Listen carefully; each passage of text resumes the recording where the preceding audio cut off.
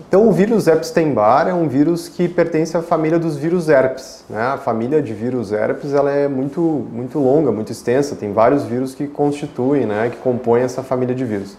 E o Epstein-Barr é um deles. É um vírus muito comum que acaba afetando ou acometendo 80%, 90% da população adulta no mundo, né?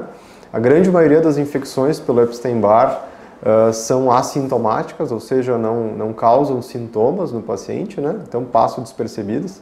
Uma das formas de apresentação clínica, né, da infecção pelo vírus Epstein-Barr é o que a gente chama de mononucleose infecciosa, ou só mononucleose, ou mais comumente chamada de doença do beijo, né? Esse nome vem pela forma de transmissão e que pode acontecer através da saliva, né? Essa doença é uma doença que pode dar sintomas virais, né? Dor no corpo, febre, cansaço, é muito comum ter nódulos, né? Principalmente na garganta, dor de garganta, pode dar secreção na garganta também, que lembra uma faringite, né? E esses nódulos na garganta, na região cervical, principalmente na região posterior, na cadeia cervical posterior, né? Então isso é o que a gente chama de mononucleose infecciosa, é causada por esse vírus, Epstein-Barr.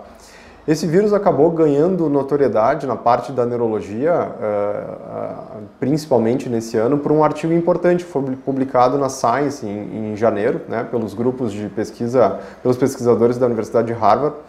E nesse estudo eles conseguiram analisar uma população muito grande, né, fizeram um acompanhamento por 10 anos, né, uma população de militares americanos.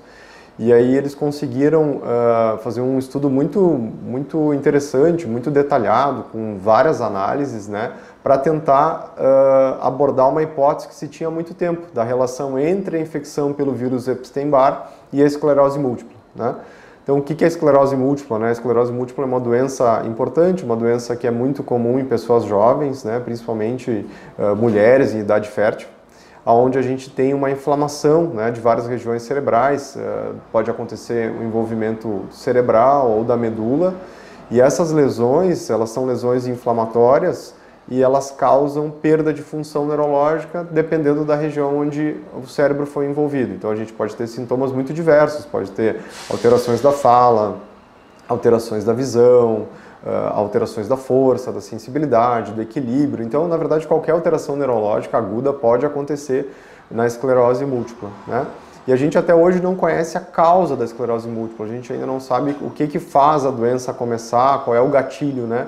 A gente acredita que a esclerose múltipla seja uma doença autoimune, ou seja, o próprio sistema imunológico, o sistema de defesa do paciente é que acaba se confundindo e começa a atacar a bainha de mielina, essa região que fica ao redor dos axônios, uma região importante do neurônio. E essa agressão à bainha de mielina, essa destruição da bainha de mielina é que causa a disfunção, a perda de função neuronal na região envolvida, na região onde tem a lesão.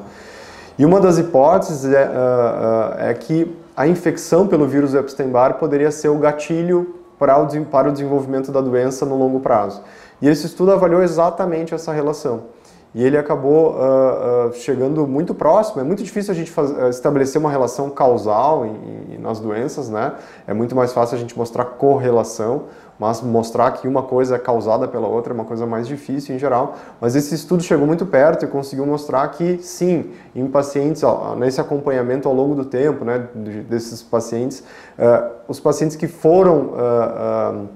que se comprovou que tiveram contato, né, que tiveram soroconversão, ou seja, tiveram contato com Epstein-Barr e desenvolveram anticorpos contra o Epstein-Barr, tiveram um risco muito maior de desenvolvimento de esclerose múltipla 7 anos e meio, mais ou menos, após a infecção. Claro, isso não quer dizer que todos os pacientes que tiveram uma infecção por Epstein-Barr vão ter esclerose múltipla, né? Isso é óbvio, porque senão 90% da população mundial teria esclerose múltipla. E não é o que a gente vê, né?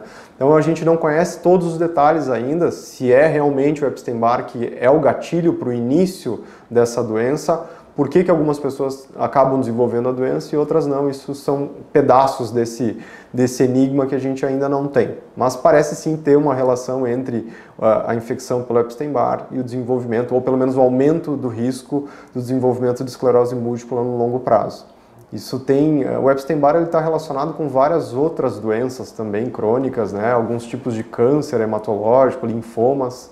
Então é um vírus que depois da infecção ele acaba permanecendo numa forma latente, uma forma adormecida em algumas células do sistema imunológico, né, do sistema linfóide, principalmente as células B, e depois de um tempo ele acaba sendo gatilho para várias outras doenças, como eu falei, algumas doenças hematológicas, né, e parece que a esclerose múltipla também é uma dessas doenças.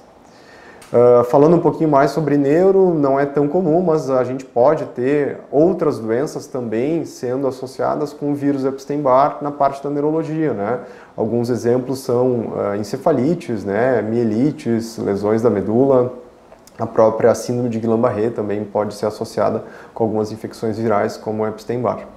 Então é um vírus interessante que acaba envolvendo a população do mundo todo, né? Quase 90% da população vai ter contato, é um vírus muito comum, né? A gente acaba tendo contato com ele e ele acaba ficando latente no nosso organismo e algumas pessoas que têm alguma predisposição aumenta o risco de algumas doenças crônicas, né? Alguns tipos de câncer e também parece estar envolvido aí com a esclerose múltipla.